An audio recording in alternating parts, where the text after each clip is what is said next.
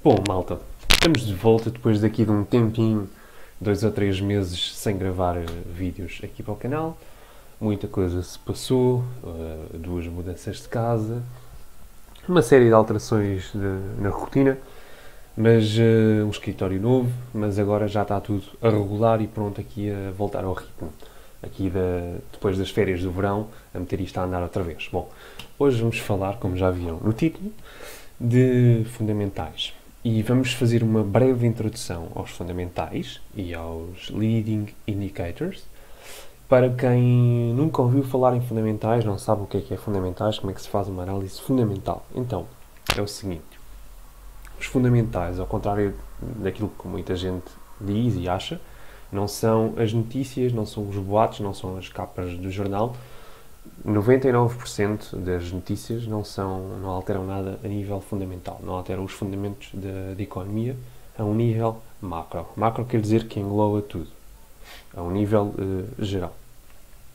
Então, o que é que são os fundamentais? Os fundamentais são os fatores, já vamos passar aqui por uma série deles, que têm impacto na economia a um nível geral, o tal nível macro. E então, como é que nós podemos ver isso? Aqui no Trading Economics, tradingeconomics.com, isto são dados públicos, portanto, este site é muito bom porque tem dos países todos. Podem ver aqui, indicators. Podem escolher por país.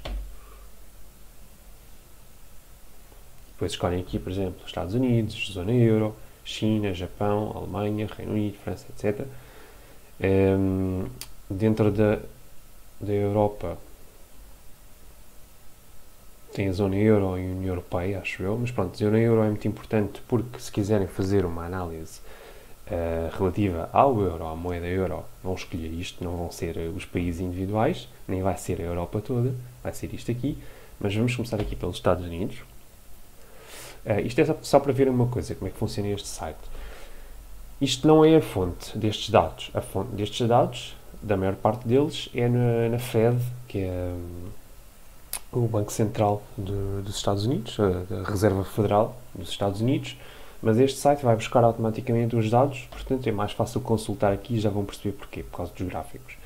Mas de qualquer forma, assim vem um país, Estados Unidos, e só confirmar que isto está a gravar. Está sim, senhor. Aqui vem um país e a lista inteira dos indicadores, ou seja, aqui indicadores dos mercados, indicadores de produto interno bruto, trabalho, preços, etc. Se por outro lado chegarem aqui, isto é para fazer uma análise a um país, a uma economia. Se por outro lado quiserem fazer uma comparação, indicators, e agora, por exemplo, inflação, indicadores principais, inflação, pumba. Ele chuta para aqui os países todos, podem meter do mundo, da Europa, América, Ásia, etc. Vamos meter G20, porque assim dá para comparar as várias economias. Deixa ver. Por acaso não tem a zona euro? Não. Mas dá para... tem sim, senhor. Está aqui. Então, podemos comparar, por exemplo, neste caso é a inflação nos Estados Unidos com os outros países todos, com a zona euro e com o Reino Unido. Isto para quê? Relativo ao dólar, relativo ao euro e relativo à libra. E então, aqui vemos quando é que saiu o último dado. Aqui vemos a taxa de inflação nesse país, nessa zona. E aqui vemos o valor anterior. E isto imagino que seja um valor mensal. Mas depois podemos confirmar.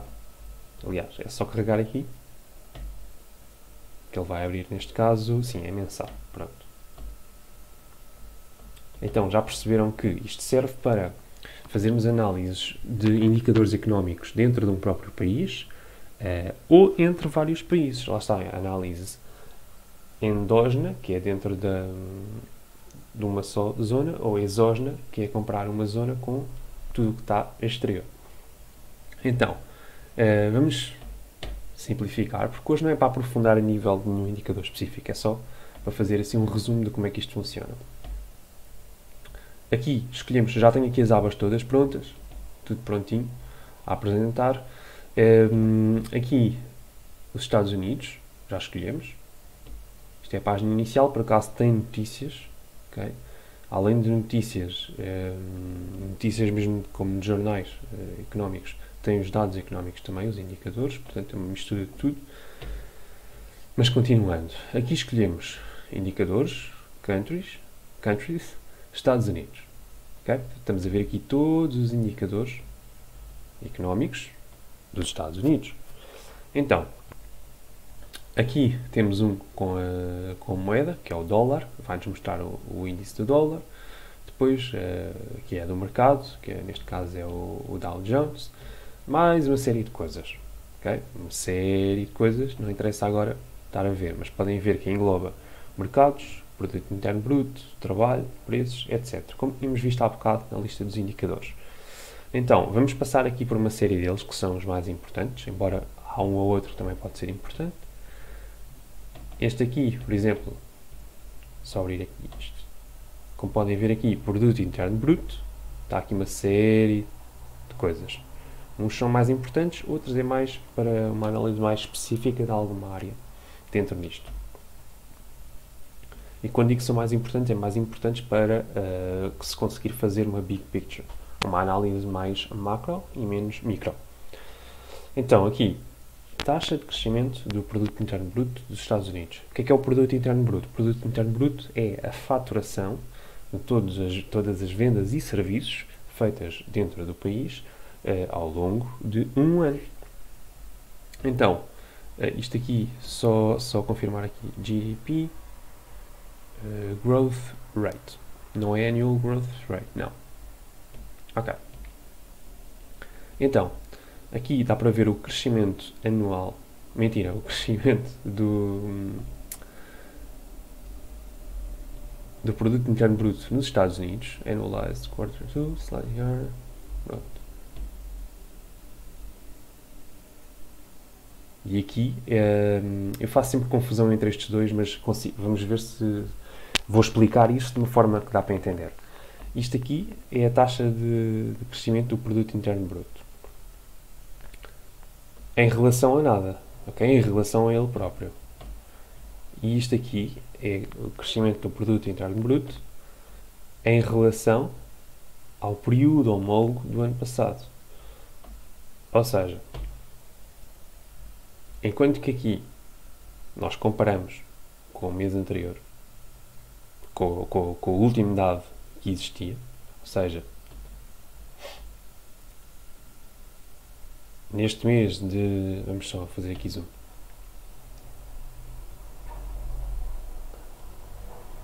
Isto só sai cada trimestre. Ok, está bem. Então, voltando a explicar isto como deve ser. Isto sai de trimestre em trimestre.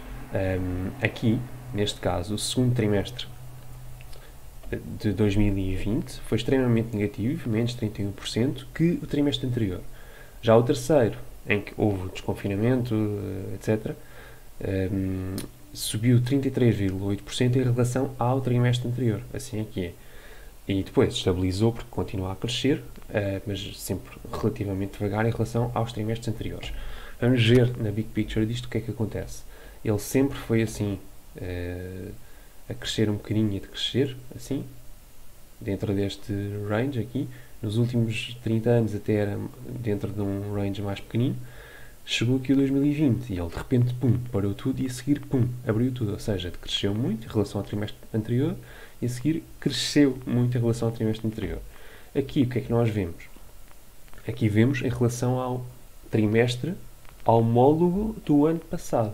Ou seja, se neste caso o segundo trimestre do 2020, que é isto que aqui está, caiu muito em relação ao segundo trimestre do ano anterior, 2019. E, neste caso, o nosso segundo trimestre de 2021 cresceu 12,2% em relação ao homólogo do ano passado, que era este aqui. Ou seja, nós, na verdade, isto aqui estava negativíssimo. Super, super negativo. Aqui está a 12,2, na verdade só estamos a recuperar a perda dali. O que é que nós vamos fazer? Vamos ver o valor do produto interno bruto. Isto aqui, em bilhões de dólares, em bilhões. Isto aqui em bilhões de dólares, ou seja, 21.433 bilhões. São quase trilhões, ou nem sei, não me interessa. São trilhões, por acaso, em trilhões americanos. Mas não interessa, vamos ler em bilhões, que é o que está aqui. Isto é a faturação do país, ou seja, aquilo que os serviços e o comércio fez em vendas. E podem ver que em 2018 foi este valor, 20.600, 19, 21.400, 20, 20.936, ou seja, menos que o anterior, mas mais que o 2018. E 2021 ainda não existe o dado, mas está projetado para que seja um crescimento em relação ao ano passado, mas mesmo assim mais baixo que o 2019. Ou seja, este crescimento absurdo de 12,2 é explicado porque é em relação ao ano passado, e no ano passado estava baixíssimo, tinha caído muito, portanto agora teve que recuperar para compensar aquilo homólogo do período igual do ano passado. Isto só é um pormenor importante. Não estou a dizer o que é que isto vai afetar a nível da economia, isso depois é a segunda parte do estudo aprofundado dos fundamentais. Estou só a explicar como é que se interpretam os dados que aqui estão de um ponto de vista mais matemático, embora não é bem matemático. De uma leitura, como é que se lê estes dados que aqui estão escritos? Como é que se interpreta? Depois, taxa do desemprego, vamos ver aqui. Ela subiu bastante ali na altura do 2020. Ok, aqui está. Isto é a taxa do desemprego, ou seja, a percentagem de pessoas da classe trabalhadora que estão desempregadas. E quando entrou o Covid, antes do Covid isto estava a 3 e qualquer coisa por cento, 3,75 ou assim, ou 3,5%, e de repente, pum, disparou quase para 16 ou 15 e qualquer coisa. Entretanto, baixou, mas ainda está praticamente ao dobro daquilo que estava no mês anterior ao Covid. Ou seja, a quantidade de pessoas, se agora estão 5% e antes estavam 2,5%, quer dizer que antes estavam 1 milhão de pessoas e agora estão 2. Ou seja, ainda não recuperámos aquilo que estava feito antes. Aqui dá para ver os ciclos económicos perfeitamente. Máximo. Aqui dá para ver os ciclos lindamente mesmo. Uau! Mas vamos meter 25 anos para verem. O desemprego na crise de 2008 chegou aqui em cima, aos 10%. E demorou 10 anos a descer até aos 3,5%. Durante o Covid chegou aos 15% e demorou um ano a descer até aos 5%. Vamos ver agora para onde é que vai. Máximo. Depois nunca tinha estado nestes níveis, pelo menos desde os anos 60. Seguindo, isto são os non-farm payrolls, ou seja, o valor total dos salários pagos a trabalhadores não agrícolas, ou seja, todos os assalariados, e é sempre em relação ao mês anterior. Só confirmar o que é que estes dados dizem.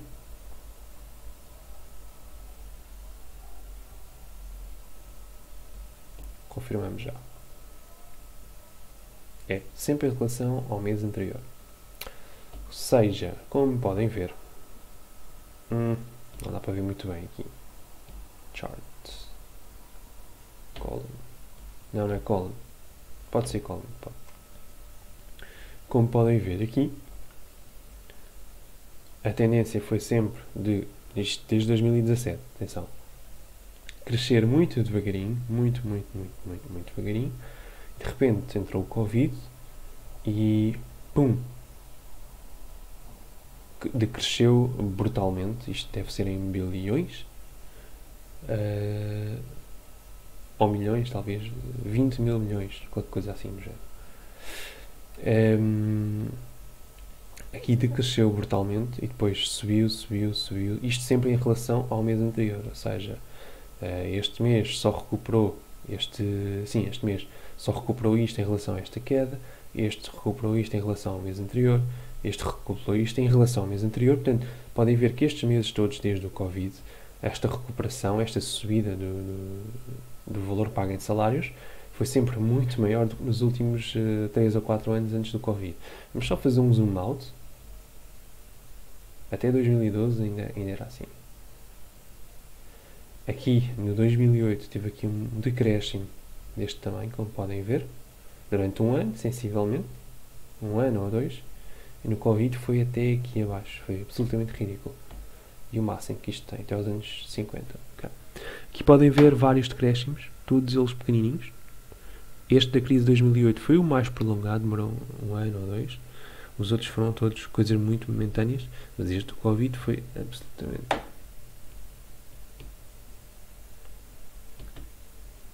Agora aqui são as taxas do juro. Aqui dá para ver quando é que vai ser a próxima decisão. Esta, por acaso, é amanhã. É amanhã, sim, senhor. Jackson Hole Economic Symposium, um simpósio anual em Jackson Hole, que este ano vai ser por videochamada, por telechamada, e que vão decidir se alteram alguma coisa nas taxas de juros ou não. Toda a gente está com expectativa que sim e que ponham já um prazo em várias alterações a nível político e económico, de políticas monetárias. Então, isto aqui é a taxa de juros dos Estados Unidos. Aqui um ano vai ser uma linha, claro. Ok, este é interessante. Desde 2017 ele foi subindo. Chegou a 2019, baixou ali para o início de 2020 e depois para 2%, 2,75%, ou 1,75%, aliás, e depois cortou para 0,25%. Então, ele está quase a zeros. Na Europa está mesmo a zeros, ou a negativo. Vamos andar para trás e ver o que é que... Foi subindo só em 2016. Na Europa esta subida não aconteceu, ou seja, aqui estava zeros a negativo e continuou neste patamar, aqui perto do zero. Os Estados Unidos, sim, subiram para corrigir, mas depois tiveram que cortar com o Covid. Vamos ver agora o máximo. Historicamente vem sempre a baixar. É uma forma de estimularem a economia, porque isto faz com que os bancos emprestem mais dinheiro, ou seja, criam dinheiro do nada e criam mais dívida. Portanto, historicamente isso vai sempre a diminuir o juro. É engraçado. Mas pronto, isto é importante a ter em conta o que é que está a acontecer aqui, o que é que pode vir a acontecer, para depois fazer os cálculos e as análises fundamentais. Isto aqui é a balança económica, que, salvo erro, esta eu nem sei de cor, também não é preciso saber isto de cor, que, salvo erro, junta as exportações versus as importações, ou seja, se um país exporta mais, que é bom, ou importa mais coisas, neste caso os Estados Unidos estão a importar mais, e portanto a balança, o equilíbrio vai negativo para menos 70 mil bilhões. Ele aqui nos anos 70 até aos anos 70, 80 andava perto do zero. Entretanto foi caindo e nunca mais parou. Então, principalmente desde o Covid, foi uma desgraça autêntica. Foi quase que duplicou aqui o negativo da balança económica. Ora, depois isto aqui, isto é a caixa corrente, a conta corrente do Estado. Agora esquece-me como é que se diz isto em português. É o current account, ou seja, é o dinheiro que o Estado tem em caixa para pagar as contas. Neste caso não tem dinheiro, tem um déficit. Como podem ver aqui, há uma dívida pública. Isto quer dizer que o Estado está a gastar mais do que aquilo que recebe. Neste caso gastou tão mais do que aquilo que recebe, desde os anos 90, 80, que tem aqui uma dívida pública gigante. E que essa dívida pública, obviamente, é cobrada com juros.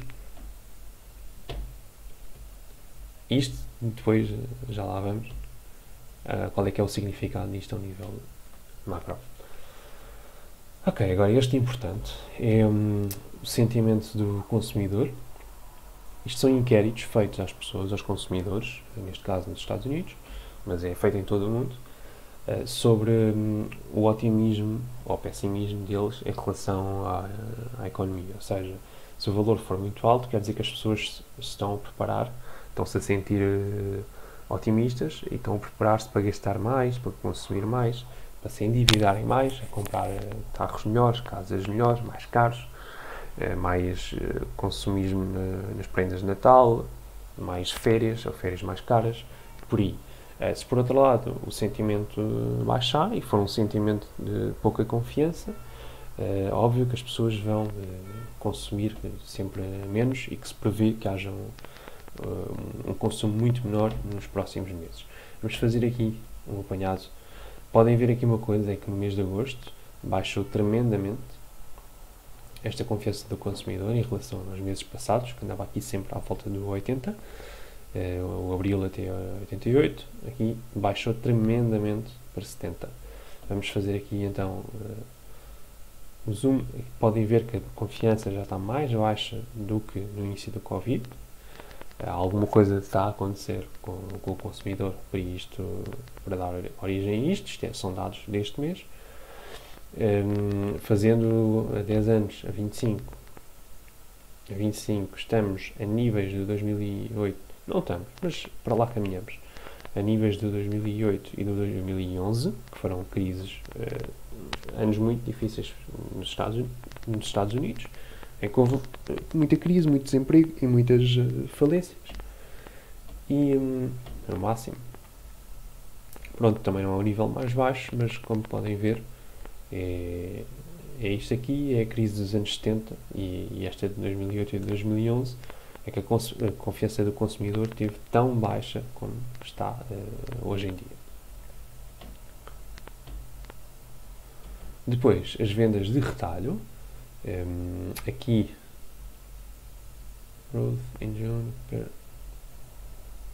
Isto imagino que seja, eu também não sei de cor, mas imagino que seja em relação ao mês anterior, para ser assim uma variância muito pequena. Mas vamos fazer um bocadinho de zoom out e já percebemos isso. Charts. Okay. Então, isto é um mensal. Sim, imagino que seja mensal, como afirmamos já aqui. É mensal, sim senhor. Então, aqui as vendas foram subindo um bocadinho, descendo um bocadinho. Imagino que se voltarmos para trás com a crise de 2008 tenham caído bastante na altura. Isto são vendas de retalho, ou seja, para o cliente final. Sim, caíram aqui, como podem ver, normal assim de uma crise. E aqui também voltaram a cair. De vez em quando houve ali uns meses em que caía um bocadinho, mas aqui é onde realmente houve uma queda ao longo de quase de um ano inteiro.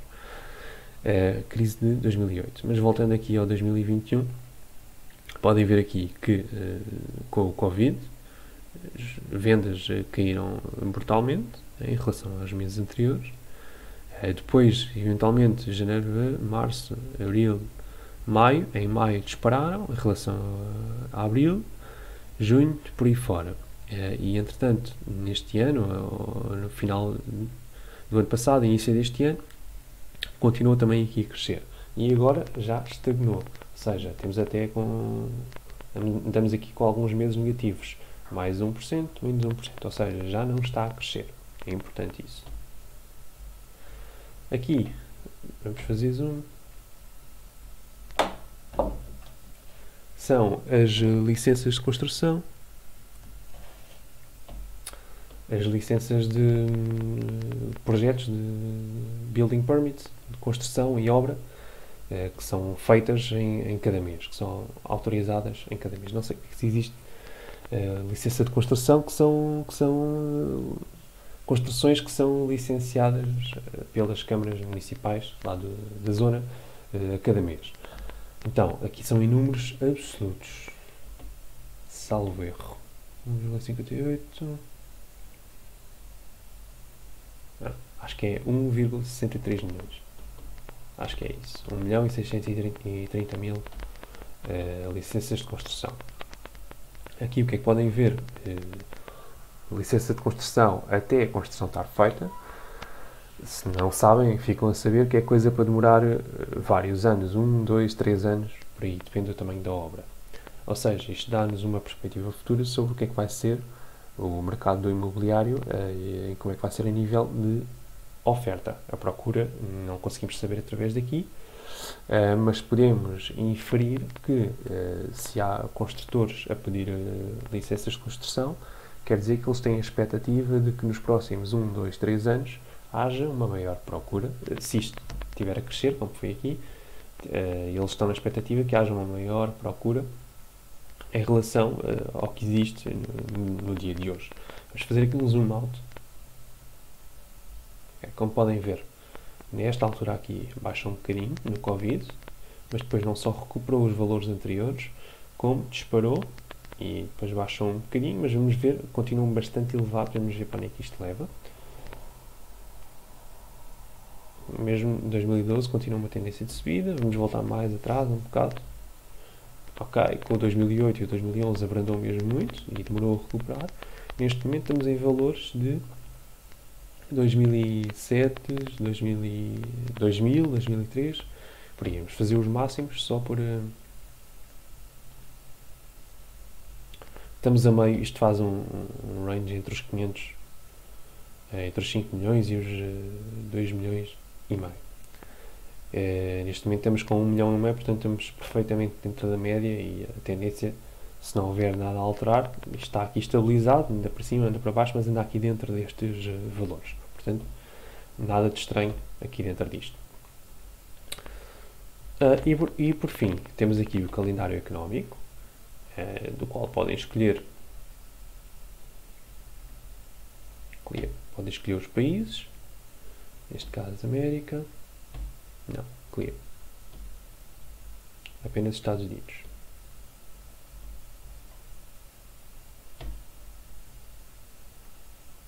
Okay. Apenas Estados Unidos e apenas impacto maior, ou seja, as coisas, o que tivemos a ver é basicamente as coisas de impacto maior. Há aqui mais uma outra, mas como podem ver, inflação, non-farm payrolls, balance of trade, inflação nem me lembro se já vimos, acho que foi o início, logo o primeiro que vimos.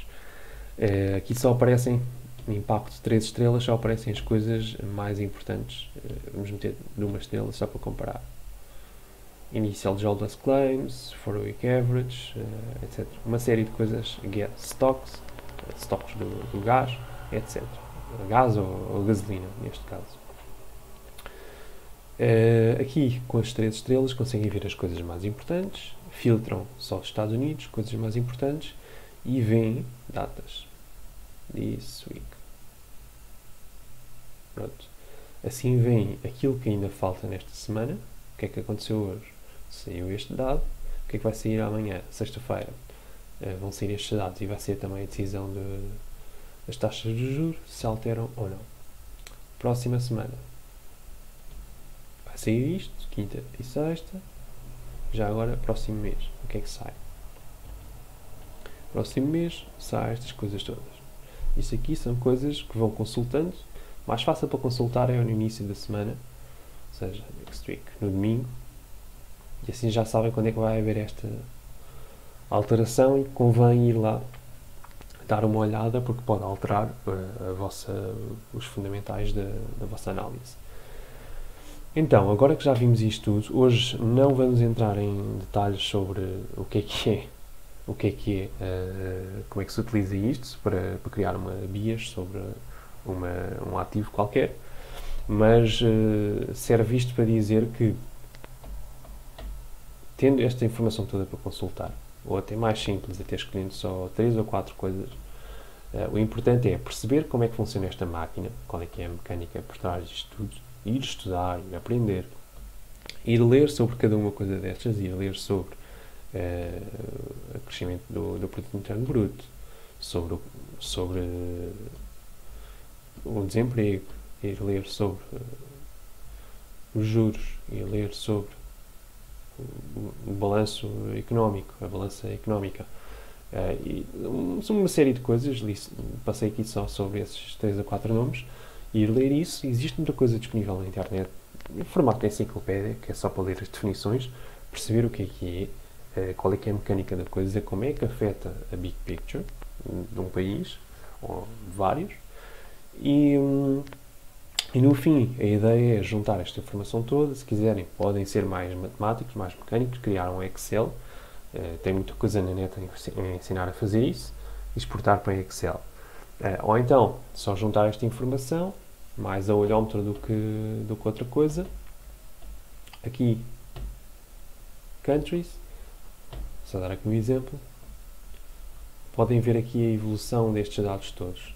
Ou seja, tem aqui os últimos dados e tem aqui a progressão dos últimos meses. E com isto já podem ter uma ideia mais rápida do que estar a fazer as contas todas manualmente ou estar a ver indicador a indicador. E a ideia é pegar nesta informação toda, e isto é a parte mais importante do vídeo, pegar nesta informação toda, filtrar só aquilo que realmente interessa e com essa informação montar uma história, criar uma tese na qual acreditamos que vai ser a base do nosso trabalho, do nosso investimento, e montar uma tese que diz que há uma probabilidade muito grande de os preços se mexerem de X para Y num espaço de tempo de não sei quantos meses, ou de 1 ano, ou de 2 anos, ou para sempre, até haver alguma alteração a nível das políticas de X, Y, Z. É desse género. E, portanto, o mais importante é irem estudar a coisa, perceber a mecânica, perceber como é que funciona a máquina e depois criar uma tese. Bom, este é o vídeo sobre os fundamentais. Eu espero muito sinceramente, este foi mesmo só uma introdução em que eu gosto de falar um bocadinho de cada indicador, sem ser maçador, sem ser chato, só falar assim de superfície, para tentarem começar a aprender a interpretar isto. E é só. Bom, alguma dúvida é só deixarem aí em baixo nos comentários, já sabem. Não se esqueçam de, claro, subscrever aqui ao canal, deixar o likezinho, partilhar isto com a malta, com os vossos amigos e deixem sugestões para próximos vídeos. Cá estamos para continuar a fazer. Vá, fiquem bem. Tchau.